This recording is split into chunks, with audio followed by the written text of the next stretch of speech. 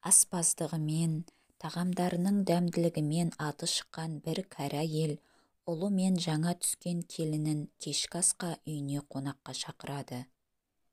Үйде басқа да қонақ бар еді.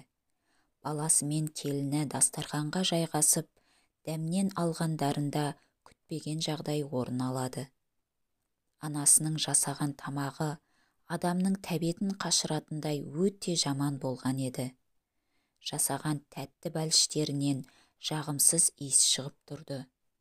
Картоптары жартылай піскен, котлеттері күйіп кеткен болатын.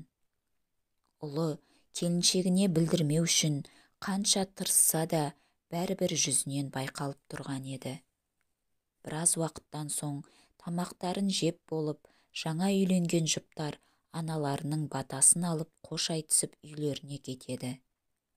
Ұлы мен келіні кеткен соң әлгі қонақ кәрі әйелден: "Сіз тамақты жақсы пісіретін едіңіз ғой, неге бүгін тамағыңыз дәмсіз болды, әлде ауырып тұрсыз ба?" деп сұрайды.